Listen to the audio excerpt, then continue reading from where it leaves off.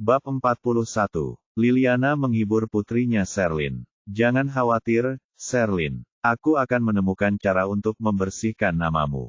Jangan menangis. Corinne berdiri santai di satu sisi sambil menyeringai mengejek, dan dia bahkan tertawa kecil saat melihat Liliana dan Sherlyn yang berantakan. Sherlyn berhenti menangis saat mendengar tawa kecil Corinne. Kerutan muncul di wajahnya, dan dia melotot ke arah Corinne sambil menunjuknya dengan kesal. Itu kamu yang melakukan ini padaku, Corinne. Corinne mengangkat sebelah alisnya dan merentangkan kedua tangannya dengan polos. Bagaimana mungkin seorang pembantu rendahan sepertiku mampu melakukan itu padamu? Membayar untuk menjadi berita utama itu mahal, dan aku sama sekali tidak mampu melakukannya. Novel drama. Memang, uang tidak terlibat, hanya keterampilan teknologi tertentu. Sherlyn tetap menatapnya dengan tidak senang. Bahkan jika kamu tidak membayar agar berita itu menjadi berita utama, kamu datang ke sini untuk menambah bahan bakar ke dalam api di depan ayah. Dia tidak akan tahu tentang berita itu jika kamu tidak ada di sini. Corinne mengerutkan kening. Bukankah kamu yang meminta ayah untuk menuntutku pulang? Sherlyn terdiam. Corinne kemudian menambahkan, ya, bukan berarti itu penting. Dia sendiri yang akan melihat beritanya meskipun aku tidak kembali hari ini. Saranku, jika kamu tidak ingin ada yang tahu bahwa kamu melakukan semua tindakan memalukan itu, hal terbaik yang dapat kamu lakukan adalah tidak melakukannya sejak awal. Sherlyn sangat marah hingga dia tidak mampu berbicara dengan jelas dan hanya bisa menangis tanpa henti. Liliana tidak tahan melihat putrinya menangis seperti itu dan tidak lagi mempertahankan ekspresi ramah di wajahnya. Dia berkata, cukup dengan komentar sarkastismu, Corinne. Apakah kamu pikir kamu lebih baik?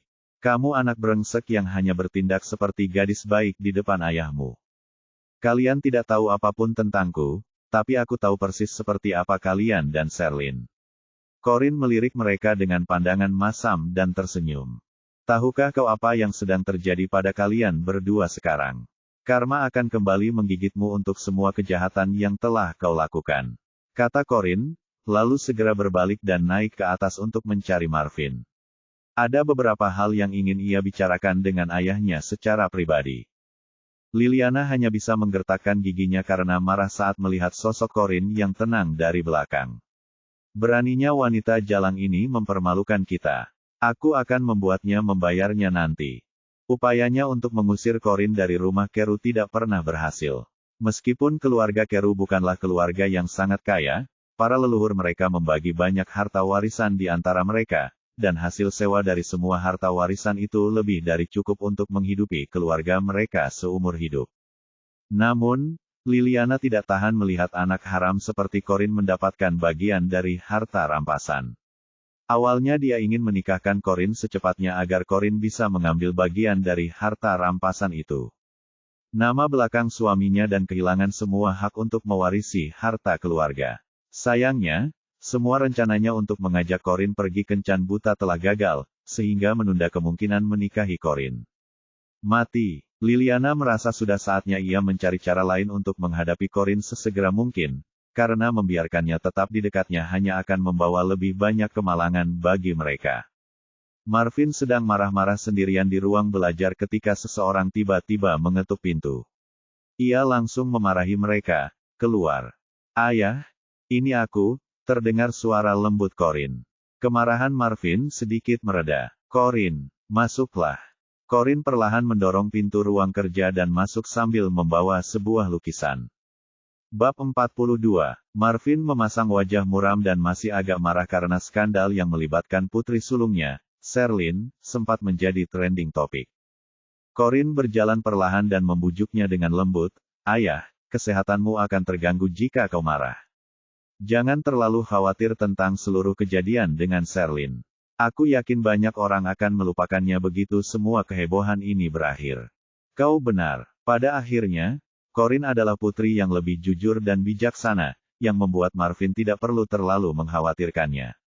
Banyak hal yang tidak berjalan mulus bagi Marvin akhir-akhir ini, dan dia mengerutkan kening sebelum bertanya, apakah ada yang ingin kau bicarakan denganku? Corinne mengangguk dan meletakkan lukisan yang dipegangnya di atas meja. Lihatlah lukisan ini, ayah, katanya sambil dengan lembut merobek kertas kraft yang menutupi lukisan itu. Keindahan artistik yang luar biasa dari lukisan itu segera terlihat novel drama. Dia membawa Gis in Latte Autumn, salah satu karya ibunya yang diterbitkan secara anumerta yang diberikan Jeremy kepadanya beberapa waktu lalu. Begitu Marvin melihat lukisan itu, dia terkejut sejenak dan bertanya dengan penuh semangat, "Corinne, lukisan ini adalah karya anumerta Nelly Nymphaya, Gis in Latte Autumn." Rumor mengatakan bahwa lukisan itu baru-baru ini dijual kepada pembeli misterius dengan harga sangat tinggi yaitu 7,5 juta. Di mana kamu mendapatkannya? Apakah itu asli? Memang, jawab Corinne. Orang yang membeli lukisan ini adalah majikanku saat ini di rumah tempatku bekerja sebagai pembantu. Aku kebetulan menyelamatkan nyawa neneknya hari itu, jadi dia memberiku lukisan ini sebagai tanda terima kasihnya. Marvin memasang ekspresi tidak percaya di wajahnya. Majikanmu membeli lukisan itu dengan harga yang sangat tinggi dan memutuskan untuk memberikannya kepadamu secara cuma-cuma.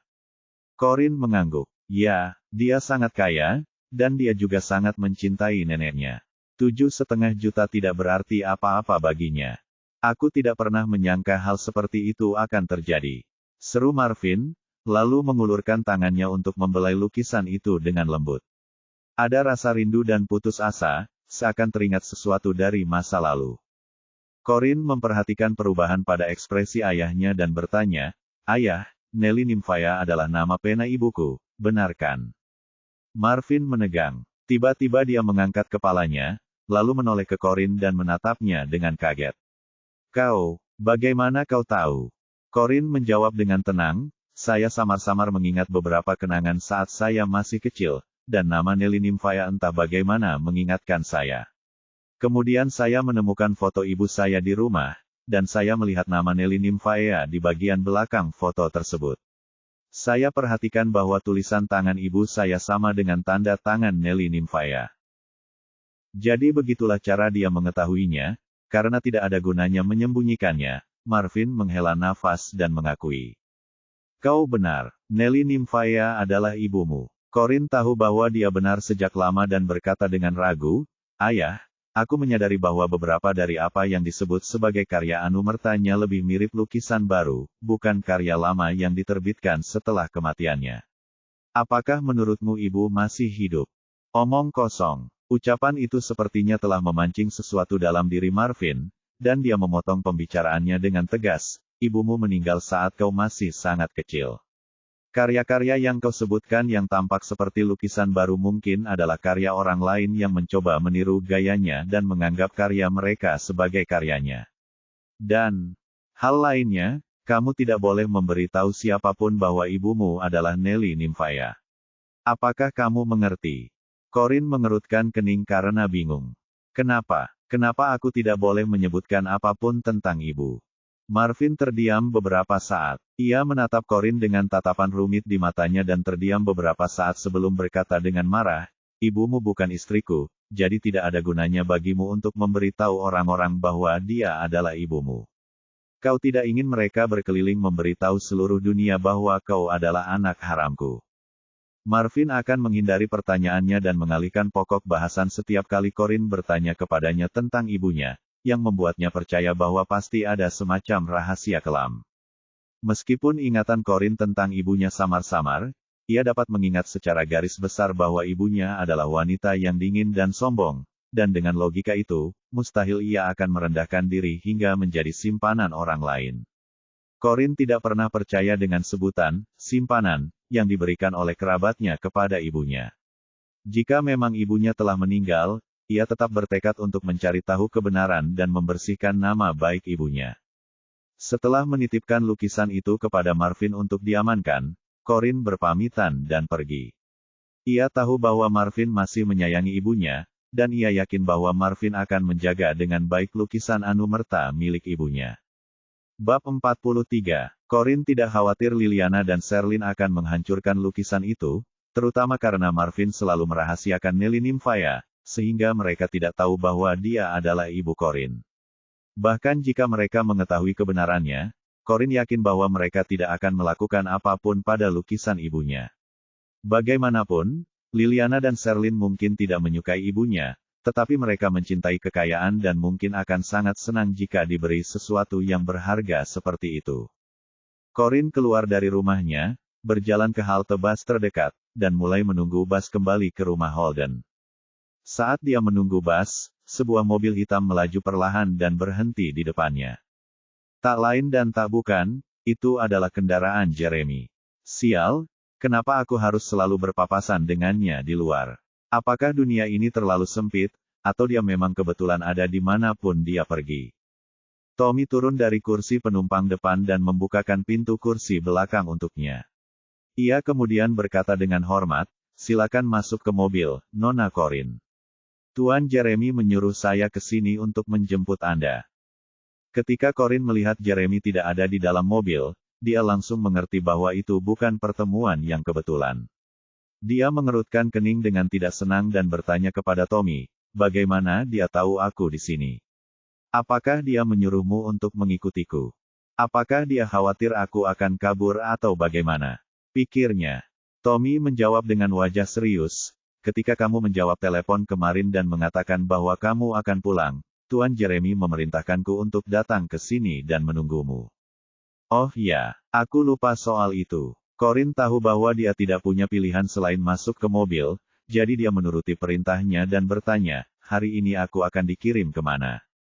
Tommy duduk kembali di kursi penumpang depan, menoleh, dan menjawab dengan sungguh-sungguh, "Hal ingin aku menjemputmu dan menyuruhmu makan bersamanya sebelum kalian berdua pulang." "Bersama?" Corinne tampak terkejut dan mengerutkan kening. "Ada apa dengannya? Apakah dia salah minum obat hari ini atau apa? Aku tidak menyangka suatu hari dia akan mengajakku makan bersamanya." Ekspresi Tommy menjadi cemberut sebagai tanggapan, dan sudut mulutnya mulai berkedut. Dia sudah terbiasa dengan ucapan dan tindakan gegabah wanita itu, jadi dia menjelaskan dengan nada yang sopan, "Nah, wanita tua itu meneleponnya hari ini dan memarahinya karena meninggalkanmu sendirian di rumah sepanjang waktu, jadi." "Oh, begitu. Aku tahu dia tidak pernah tulus ingin mengundangku makan." Corinne mengernyitkan alisnya. "Kita makan apa lagi?" Tommy menjawab dengan sopan, "Masakan Prancis. Aku ingin tahu apakah kamu menyukainya." Corinne menolaknya tanpa ragu. "Bukan, katakan padanya aku ingin makanan Asia." Tommy terkejut, dan bibirnya mulai berkedut tak terkendali. Aku akan memberitahunya sekarang." Kemudian, wanita ini benar-benar berbeda dari yang lain. Wanita biasa manapun akan rela melakukan apa saja untuk mendapatkan kesempatan makan bersama Jeremy, dan mereka bahkan tidak berani terlalu pilih-pilih soal jenis masakan yang akan mereka santap. Bagaimana mungkin dia mau makan masakan Asia bersamanya? Bagi Tommy, Jeremy tidak pernah makan makanan Asia sepanjang hidupnya. Bab 44. Di pintu masuk restoran Asia, Jeremy keluar dari mobil dengan Corinne di sisinya sebelum memasuki restoran. Tommy dengan hormat berdiri di samping mobil dan menatap Jeremy dari belakang dengan tidak percaya. Setelah Corinne menyarankan agar mereka memesan makanan Asia, ia dengan santai menelepon Jeremy untuk memberitahu permintaan Corinne. Tanpa diduga, Jeremy akan setuju untuk membatalkan reservasi di restoran Prancis dan mengubah tempatnya menjadi restoran Asia. Sikapnya terhadap Corinne tampak berbeda dari kebanyakan orang. Namun, masalah yang lebih penting adalah apakah masakan Asia cocok dengan selera lidahnya. Aroma di restoran Asia itu khas kaya dan pedas. Corinne memilih tempat duduk di dekat jendela, dan dia memegang pena sambil melihat-lihat menu. Kemudian, dia mengangkat kepalanya dan bertanya, "Apakah kamu suka makanan pedas?" Jeremy, yang duduk di seberangnya, mengangguk sedikit. "Ya." Corinne menggerutu menanggapi dan memilih 2 sup pedas. Meja-meja di restoran itu sangat berdekatan, dan obrolan dari meja sebelah dapat terdengar sangat jelas. "Lihat, dia sangat tampan." "Ya, dia memang begitu." "Apakah pacarnya yang duduk di seberangnya?" "Dia juga cantik, tetapi dia tampak jauh lebih muda daripada pria itu." "Mungkin dia saudara perempuannya." "Wah, aku iri sekali. Aku ingin punya saudara laki-laki yang tampan. Jika aku jadi dia, aku tidak akan mau dia menjadi saudaraku. Aku lebih suka punya suami setampan dia." Novel drama. Jeremy tampak mencolok, Karena tidak pantas bagi seorang pria tampan dengan setelan jas yang pas untuk menghiasi restoran Asia yang penuh asap rokok dengan keanggunannya. Maka, tidak dapat dihindari bahwa para pengunjung wanita di meja-meja di dekatnya akan tergila-gila padanya. Dia tidak menyukai kebisingan di sana, dan melirik ke sekeliling dengan wajah serius. Tidakkah mereka punya ruang pribadi yang lebih tenang di sini? Corinne mengangkat alisnya dan berkata sambil tersenyum, tidak ada yang makan makanan seperti ini di ruang pribadi. Masakan Asia yang otentik hanya dapat dinikmati di lingkungan yang ramai. Jeremy hanya bisa menatapnya. Dia tidak memahaminya dan tidak ingin berusaha memahaminya, jadi dia membiarkannya begitu saja. Corinne menyerahkan menu kepadanya dan berkata, saya sudah selesai memesan, Tuan. Apakah ada hal lain yang ingin Anda tambahkan? Jeremy mengulurkan tangan untuk mengambil menu dan segera menyerahkannya kepada pelayan. Dia berkata dengan lembut kepada dia, tolong sebotol air mineral. Pelayan muda itu menatap wajah tampan pria itu dengan mata melotot dan hampir meneteskan air liur. Baru setelah pria itu menatapnya dengan tidak sabar, dia kembali ketakutan dan merasakan hawa dingin di tulang punggungnya. Dia segera menerima pesanan dan tersenyum canggung. Ahem. Baiklah, Tuan, pesanan akan segera dikirim. Setelah pelayan yang tersipu itu pergi, Corinne mengeluarkan ponselnya dan memainkan beberapa game seluler sambil menunggu hidangan disajikan. Lagi pula, tidak ada kesamaan di antara mereka, jadi tidak ada yang perlu dikhawatirkan. Tidak ada gunanya untuk berbicara. Beberapa saat kemudian, seseorang mengetuk jendela. Corinne berbalik dan melihat Annie berdiri tepat di luar. Dia menempelkan wajahnya di kaca jendela, dan dia menatap mereka dengan kaget dan terkejut. Dua orang lainnya terlihat di samping Annie, satu adalah wanita cantik berambut keriting yang bersama Jeremy di Twilight Snow Room, dan satu lagi adalah teman darinya yang menjegalnya hari itu.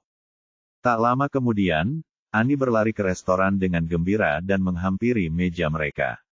Paman, itu kamu. Kupikir aku salah lihat. Aku tidak pernah menyangka kamu akan menginjakan kaki di restoran seperti ini dan menyantap hidangan seperti ini. Jeremy menatap tajam ke arah Corinne dan mengangkat dagunya sedikit. Itu pilihannya. Meskipun nadanya hambar dan tidak ada yang aneh dengan apa yang dikatakannya, pemuda dan wanita berambut keriting yang datang setelah Annie secara bersamaan tampak terkejut. Mereka berpikir, dia menurunkan standarnya dan makan di tempat ini hanya karena dia bilang dia ingin. Apakah dia menjadi seseorang yang penting baginya? Bab 45. Annie menatap Corinne dengan kagum dan penuh kekaguman. Aku benar menjadikanmu dewiku. Kaulah satu-satunya orang yang dapat membawa pamanku turun dari menara gadingnya untuk merasakan keajaiban dunia ini. Sudut bibir Corinne berkedut saat dia tersenyum kaku. Bukan karena kemampuannya, melainkan karena kesepakatan yang telah terjalin di antara mereka. Karena dia ingin wanita itu bekerja sama untuk bersikap penuh kasih sayang di depan neneknya, dia tidak punya pilihan selain bermurah hati dan mengundangnya makan. Jeremy menatap Annie dengan dingin.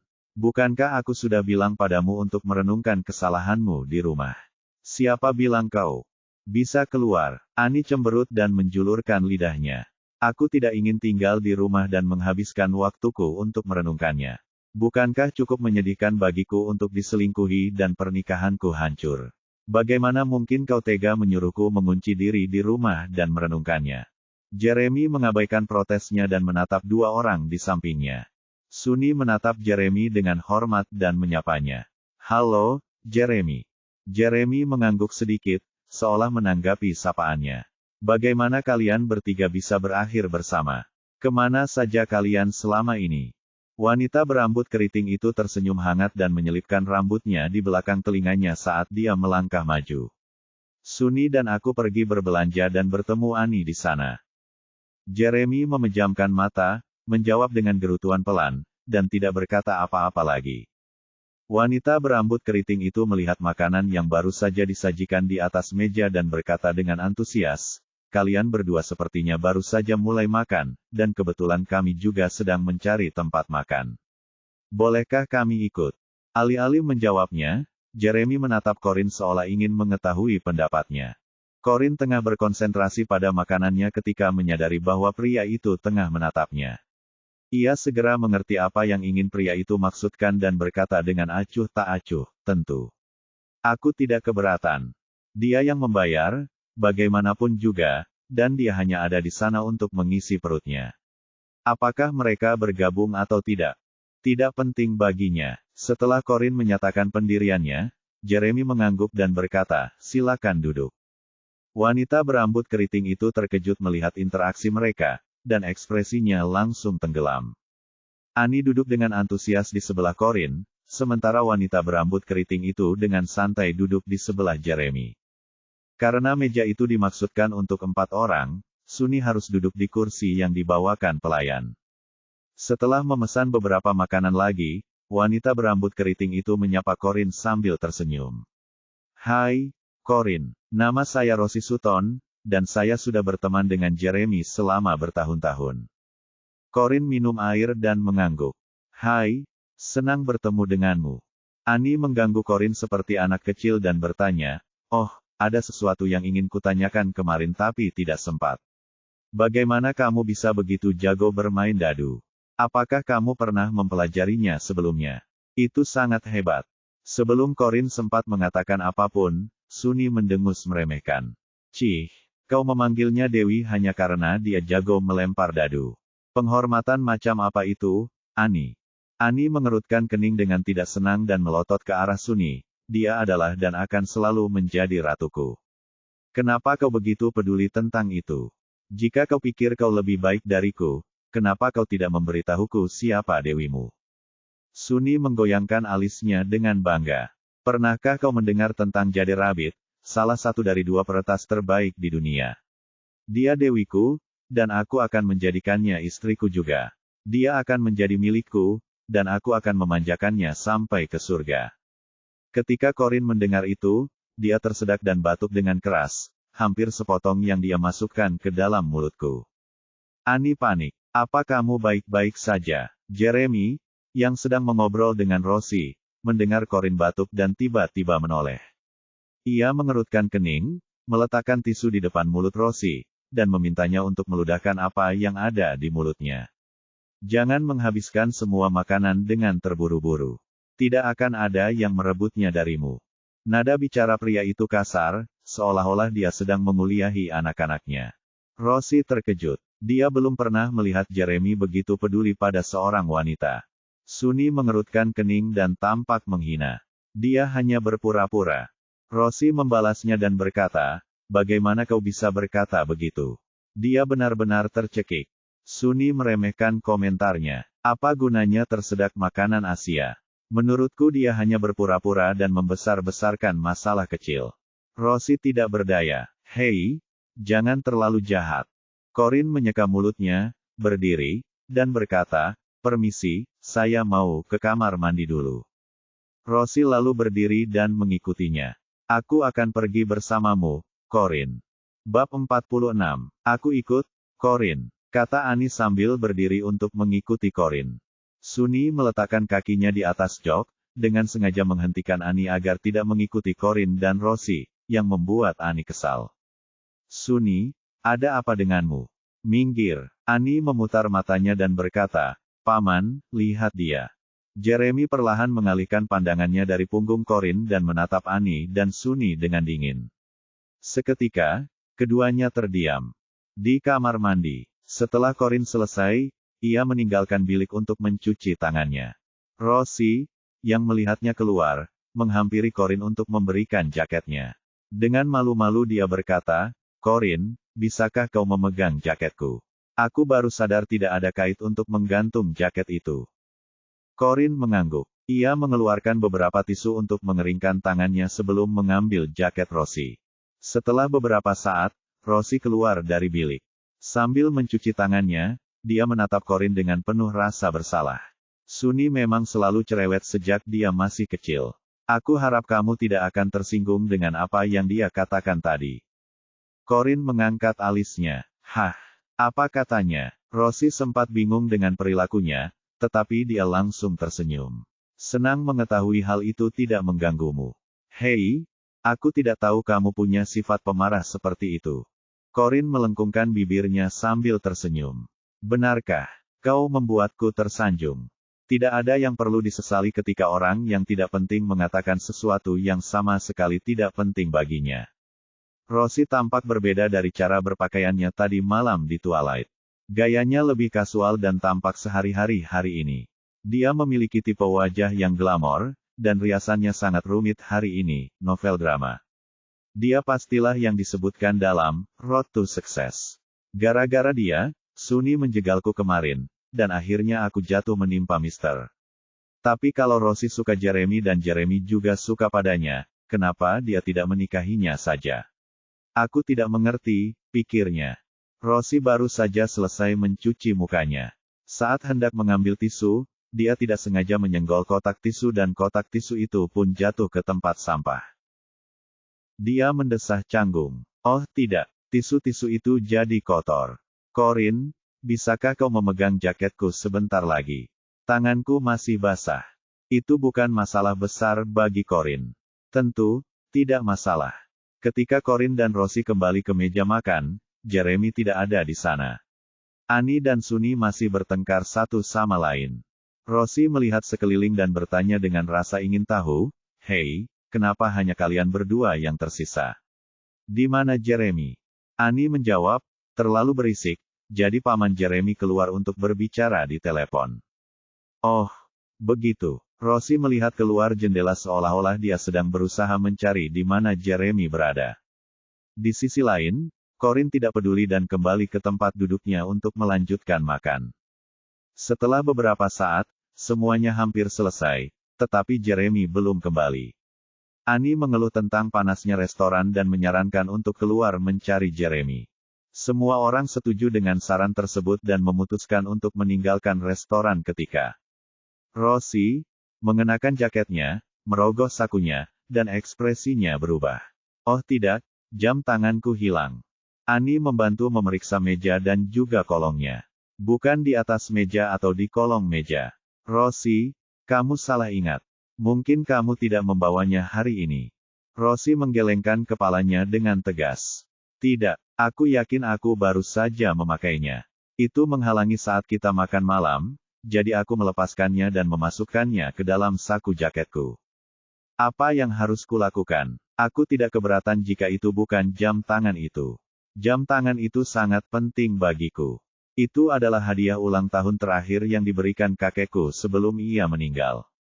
Bab 47. Annie merasa bersalah dan bersimpati pada Rosie. Apa? Jangan panik. Kita akan menemukan jam tangan itu bersama-sama. Corinne menyipitkan matanya saat menyadari kemana arah situasi ini.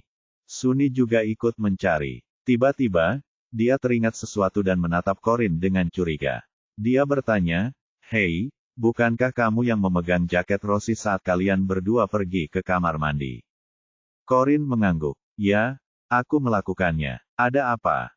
Sunny menatapnya dengan jijik. "Kalau begitu, kembalikan jam tangannya pada Rosie sekarang." Bahkan tidak ada perubahan dalam ekspresi Corinne. "Aku tidak mengambilnya. Bagaimana aku akan memberikannya? Kembali padanya." Sunny mencengkeram lengannya dan memperlakukannya seperti pencuri, mencegahnya melarikan diri. "Hanya kau yang memegang jaket Rosie. Kalau bukan kau yang mengambilnya, siapa lagi?" Corinne tetap tenang. "Dia memintaku untuk membantunya memegangnya saat kami berada di kamar mandi. Aku hanya setuju untuk membantunya karena itu, novel drama." Sunny mendengus sinis. "Lalu kau mengambil kesempatan itu dan mencuri jam tangan dari salah satu saku." Dengan wajah tenang, dia bersikeras, "Tidak. Jelas." Sunny tidak mempercayainya dan mulai bertindak agresif. "Kata-katamu tidak berarti apa-apa. Biarkan kami menggeledah tubuh dan barang-barangmu jika kamu tidak mencuri jam tangan itu." Annie, yang tidak senang dengan hal ini, berlari untuk mendorong Sunny. "Kau gila. Mengapa Corinne harus mencuri jam tangan itu? Itu hanya jam tangan. Paman Jeremy akan membelikannya jika dia benar-benar menyukainya." Sunny mendengus dengan nada meremehkan. "Kalau begitu, dia harus setuju dengan penggeledahan itu untuk membuktikan bahwa dia tidak bersalah." "Tidak, siapa yang memberimu hak untuk menggeledahnya?" Sungguh memalukan berdiri di depan Corinne dan bertekad untuk menghentikan Sunny. Corinne adalah orang yang mempertaruhkan nyawanya untuk menyelamatkannya kemarin di Twilight. Gilirannya untuk melindungi Corin hari ini. Karena Sunny mengira Annie menghalangi dan menjadi penghalang, dia mencoba menariknya ke samping. Itu menjadi tarik-menarik antara mereka berdua. Akibatnya, Corin terdorong ke belakang dan dia tersandung.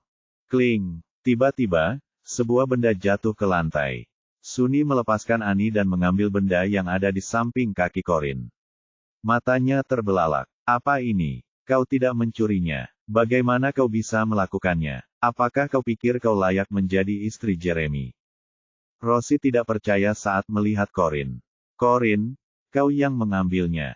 Corin tidak tahu di mana jam tangan itu jatuh dari tubuhnya. Dia mengerutkan kening dan melihat.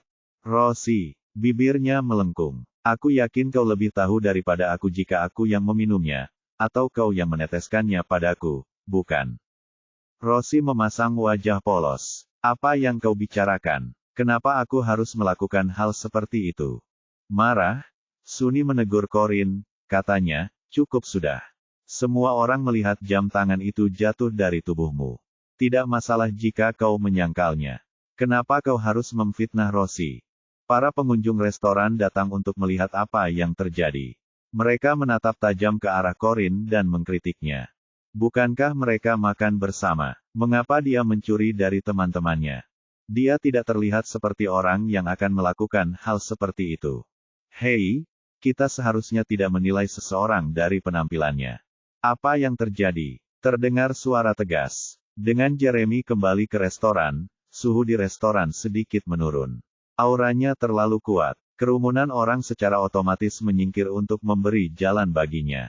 Annie berlari ke arahnya. Paman Jeremy, kau kembali. Sunny bersikeras bahwa Corin mencuri jam tangan Rosie, dan dia bahkan ingin menggeledahnya. Namun, Sunny tidak takut dan mengangkat bukti itu ke langit. Jeremy, aku tidak menuduhnya. Jam tangan Rosie jatuh dari tangannya. Semua orang di sini melihatnya. Jeremy melihat jam tangannya dan memiringkan kepalanya untuk menatap Corin dengan tatapan aneh. Dengan suara tegas, dia bertanya, apakah kamu mengambilnya? Bab 48. Apakah itu berarti Tuan curiga aku mencuri arloji itu seperti Sunny dan orang lain juga? Pikir Corin. Kalau dipikir-pikir, mereka bukan pasangan sungguhan, tidak pernah ada rasa saling percaya di antara mereka. Meski merasa sedikit kecewa, dia tidak terlalu mempedulikannya. Dia menggelengkan kepalanya dan menjawab dengan tenang, aku tidak mengambilnya. Tak seorang pun bisa tahu apa yang dirasakan Jeremy karena ekspresinya yang dingin. Ia menjawab dengan tenang, baiklah. Ayo pergi. Bau makanan yang menyengat di restoran itu membuatnya tak nyaman dan ia pun tak ingin tinggal lebih lama. Sunny terkejut mendengar Jeremy mengatakan mereka akan pergi. Dia mengerutkan kening karena merasa sulit menerima bahwa semuanya berakhir seperti ini. Dia segera berlari dan merentangkan tangannya untuk menghentikan Jeremy pergi. Jeremy, kenapa kau percaya padanya saat dia tertangkap basah? Mata Jeremy yang panjang menyipit. Jam tangannya tidak hilang, kan? Apa lagi yang kau inginkan darinya? Sunny dengan keras kepala membantah, tapi dia pencuri. Bagaimana mungkin kau membiarkan pencuri ini bersamamu? Jeremy jelas tidak senang dengan kata-kata Sunny, dan punggung Sunny menegang, dan tiba-tiba, ia takut untuk takut karena ia pikir ia adalah orang yang benar. Dengan keras kepala, ia menunjuk Corin. Itu, dia. Pada titik ini, wajah Jeremy tampak sinis. Ucapkan lagi. Rosie segera menghampiri mereka dan menghibur dengan lembut, Sunny, tidak apa-apa. Jangan pikirkan itu lagi. Lagi pula, aku malu karena semua orang marah hanya karena jam tanganku. Dia mengambil jam tangan itu dari tangan Sunny dan berjalan ke arahku. Jika kamu suka jam tangan ini, aku bisa memberikannya padamu. Dia menarik tangan Corin dan memasangkan jam tangan itu di pergelangan tangannya. Dengan senyum cerah dan ramah, dia berkata, ini dia. Anggap saja ini sebagai hadiah untuk mengenang pertemuan pertama kita. Sunny mengerutkan alisnya dan berkata dengan tidak senang. Dia menatapnya tak berdaya. Sunny, jangan katakan itu. Aku yakin Corin tidak melakukannya dengan sengaja. Sunny merasa kasihan padanya dan bergumam, Rosie, kamu terlalu baik. Corin menatap jam tangan di pergelangan tangannya. Itu jam tangan wanita. Bahkan ada beberapa berlian besar yang bertatahkan di pelat jamnya. Cap, dia tersenyum gembira seperti baru saja mendapatkan harta karun. Sambil mengagumi dan menyentuh jam tangan itu, dia menatap Rosie. Apa kau yakin? Bukankah kau bilang ini adalah hadiah terakhir yang diberikan kakekmu sebelum dia meninggal? Apa kau memberiku jam tangan yang begitu penting? Novel drama. Rosie mengira Corin sama seperti orang biasa lainnya yang tidak pernah memiliki barang mahal, jadi dia tersenyum. Tentu saja, meskipun jam tangan ini sangat penting bagiku, aku senang memberikannya kepadamu. Kurasa kita bisa akur. Memberikan jam tangan ini kepadamu juga merupakan kenangan lain bagiku. Corin terkekeh dan mengangkat alisnya. Kalau begitu, aku akan menerima hadiahmu. Sunny membenci sikap Corin dan mendengus. Apakah kamu serius menerimanya? Dia meliriknya dan mengabaikannya. Sambil melambaikan tangannya yang memakai jam tangan, dia mengangkat kepalanya dan bertanya pada Jeremy, sayang, maukah kamu membelikan jam tangan ini untukku jika aku menyukainya? Jeremy terkejut ketika Corin memanggilnya sayang. Jeremy sangat senang mendengarnya. Alisnya terangkat, dan dia menatapnya dengan senang. Tentu.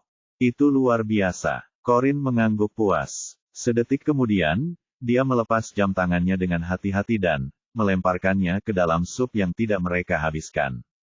Semua orang terkejut dengan tindakannya, terutama karena jam tangan itu adalah jam tangan mahal dari Klaus. Rosie panik. Jam tanganku. Sunny sangat marah. Corin, apa yang kau lakukan? Dengan tenang, dia mengambil beberapa lembar tisu untuk menyeka pergelangan tangannya dan setiap jari yang menyentuh jam tangan seolah-olah dia telah menyentuh sesuatu yang menjijikkan. Setelah itu, dia membuang tisu dan berkata kepada Jeremy, sayang, kamu tidak perlu membelikanku jam tangan lagi. Bantu aku untuk membayar kembali jam tangan Nona Sutton padanya. Tanpa berhenti, dia berbalik dan meninggalkan restoran itu. Kedok ramah Rosie runtuh saat itu juga ketika dia berkata dengan marah, Jeremy, bagaimana Corin bisa melakukan itu? Jeremy memandang Corin yang pergi dengan gagah dan merasa agak puas. Namun, ekspresinya mengeras saat dia menoleh ke arah Rosie. Dia berkata, dia terlalu kekanak-kanakan. Kenapa kau tidak memberitahu Tommy berapa harga jam tangan itu, dan dia akan mentransfer 10 kali lipat jumlahnya kepadamu, untuk jam tangan itu. Rosie tertegun dan terluka. Jeremy, kita sudah saling kenal selama bertahun-tahun. Kau tahu aku tidak peduli dengan uang. Jam tangan itu sangat berarti bagi banyak orang. Bukankah Corin terlalu berlebihan? Bab 49. Jeremy menyipitkan matanya. Lalu mengapa kau memberikan barang sepenting itu kepada orang lain dengan mudah? Karena kau sudah memberikannya, terserah padanya bagaimana dia ingin menanganinya. Wajah Rosie berubah kesakitan. Pada titik ini, Sunny masih berpihak pada Rosie. Jeremy, wanita itu. Sunny berhenti ketika Jeremy menatapnya dengan tatapan tak kenal ampun. Dan kau, jika kau berani berbicara buruk tentang istriku padaku lagi, jangan coba-coba meneleponku lain kali, Jeremy memperingatkan. Istri. Jeremy memanggil Corin sebagai istrinya. Sunny tercengang. Dengan itu, Jeremy meninggalkan restoran itu. Sunny mengepalkan tangannya erat-erat dan bertanya dengan nada tidak puas, jika Corin adalah istrimu, bagaimana dengan saudara perempuanku? Jeremy berhenti berjalan, tapi dia tidak menanggapi. Setelah itu, dia cepat-cepat melangkah mengejar.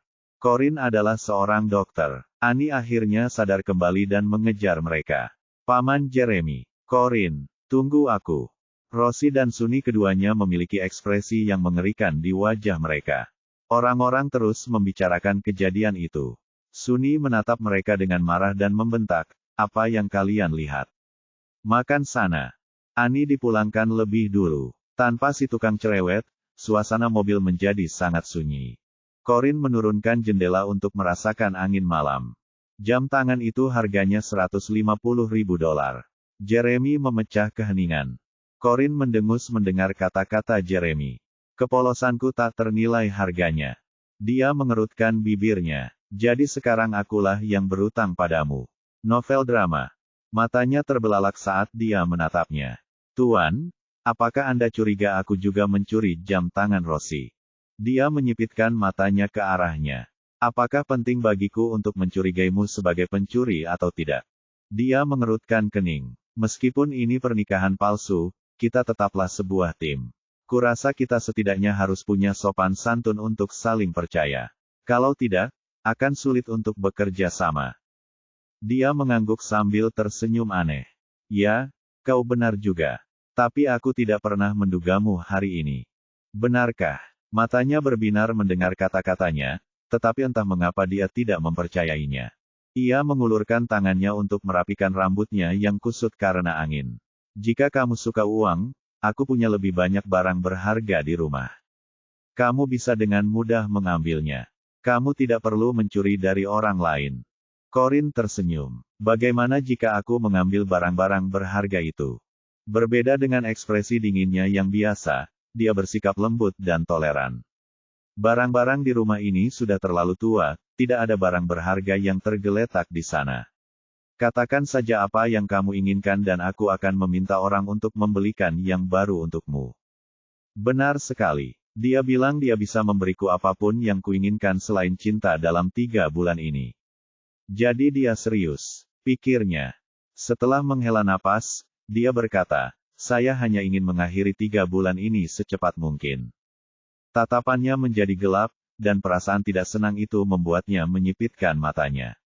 Aku sangat menyesal kamu harus menghabiskan 3 bulan ke depan bersamaku. Dia mengerutkan bibirnya. Terlalu merepotkan. Ada terlalu banyak masalah dengan orang kaya, dan aku tidak ingin melibatkan diri dalam semua itu. Sambil menyipitkan mata, tatapannya tertuju pada Corin yang sedang merasa gelisah. Perasaan tertekan muncul di hatinya. Apakah gadis ini benar-benar membenci keluargaku? Ding, ding. Tiba-tiba, Corin menerima pesan teks. Ia mengeluarkan ponselnya untuk melihatnya. Pesan itu berasal dari nomor yang tidak dikenal. Jika kamu tidak ingin mengungkap hubunganmu dengan Tuan Jeremy, datanglah temui aku di kedai kopi dekat Jembatan Bintang pukul 3 sore besok. Ada foto dirinya duduk di seberang Jeremy di restoran saat mereka hanya berdua. Dari sudut foto itu tampak diambil di luar restoran. Corin mengernyitkan alisnya dan bertanya-tanya siapa orang itu. Bab 50. Keesokan harinya, Corin tiba di kedai kopi dekat Sterry Bridge pukul 3 sore seperti yang diberitahukan kepadanya. Kedai kopi itu memiliki desain yang sederhana dan elegan.